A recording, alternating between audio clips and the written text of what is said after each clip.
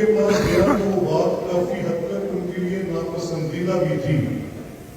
وہ بات جب میں نے تفصیل ان کو بتائی تو میں ان کے چہرے پر ان کے تاثرات کو بغور دیکھ رہا تھا. بالکل سپاٹ چہرہ.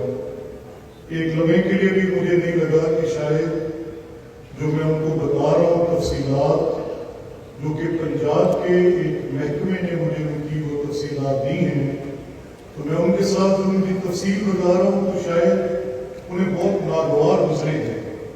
لیکن بالکل سپاٹ چہرہ. میں وہ ناگواری کے جب تاثرات بھانپ نہ سکا تو میں نے اپنی تردید ختم کی اور میں نے کہا کہ آپ ایسا کریں کہ آپ حافظ عبدالکریم صاحب کے ذمے یہ کر دیں تو ہم مل کر کوئی ان سے بات چیت کر کے کوئی رستہ نکالیں. تو یہ ان کی وفات سے کوئی کم بیش 6 ماہ قبل کی بات ہے. 6 ماہ. تو کہنے لگے کہ یار مجھے زندگی گزارنی ہے، آپ میرے چھوٹے بھائیوں کی طرح ہوں اور آپ اس کام کو کہہ رہے ہو کہ میں اس کام کے سلسلے میں آپ کے پاس آیا ہوں. اصولاً تو مجھے آنا چاہیے تھا، کام تو میرا تھا، لیکن آپ کی یہ بڑی برخورداری ہے. لیکن میں یہ سمجھتا ہوں کہ یہ کام حافظ صاحب کے ہاتھ سے ہی انجام پائے.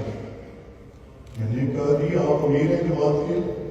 اگر میں مسلم لیگ میں ایک کارکن کے طور پہ نہ ہوتا تو میں جمعیت اہل حدیث کا ایک بڑا سرگرم کارکن ہوتا. تو مجھے تو آپ امیر ہیں تو آپ تک کی بات آنی تھی.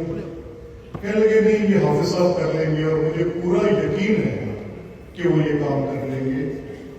آپ اگر کوئی بھی تفصیلات اس میں اگر وقت لگتا ہے میں ہوں یا نہ ہوں تو کوئی بھی تفصیلات ہو تو آپ نے حافظ عبدالکریم صاحب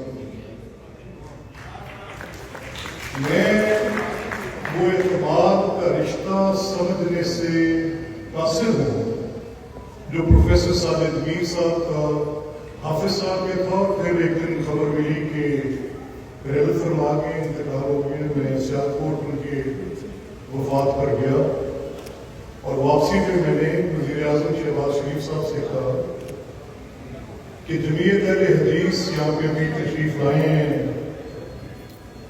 ڈاکٹر عظیم الدین صاحب. وہ ہم سیاسی طور پہ مختلف پلیٹ فارمز پر ہیں لیکن بہت بڑے دینی خانوادے سے ان کا تعلق ہے. ان کے والد محترم ان کی خدمات کو کسی صورت بھی فراموش نہیں کیا جا سکتا. اور اگر میں نے کسی کو بالکل سیسا پلائی ہوئی دیوار کی طرح مسلم لیگ کا ساتھ دیتے دیکھا ہے تو وہ مرکزی جمعیت اہل حدیث ہے جس نے کسی لمحے کے لیے بھی آپ کو پیچھے نہیں چھوڑا. تو یہ سینٹ کی ایک سیٹ ہے جو پروفیسر صاحب کی آپ نے ان کے ساتھ یہ رشتہ قائم کیا تھا. تو کہنے لگے کہ یہ تو کوئی دو رائے نہیں ہو سکتی اور ان کے جو بھی مدد خاص ہوں گے ہم ان کے ساتھ کریں گے. تو میں یہ سمجھتا ہوں کہ آپ لوگ خوش قسمت ہیں کہ پہلے پروفیسر ساجد میر صاحب کی صورت میں اور آج حافظ عبدالکریم صاحب کی صورت میں آپ کو رہنمائی حاصل ہے. حافظ صاحب میرے الفاظ کے ساتھ آپ کو مبارکباد پیش کرتے ہوئے میں سمجھتا ہوں کہ یہ آپ کا حق تھا، حق رسید حقدار. اور انشاءاللہ العزیز مجھے یقین ہے کہ آپ کا یہ انتخاب ملک و قوم کے اندر آپ کی خدمات یہ ہمیشہ ہم بھی یاد رکھیں گے اور آپ کی خدمات کے لیے بھی یہ باعث افتخار ہوں گے.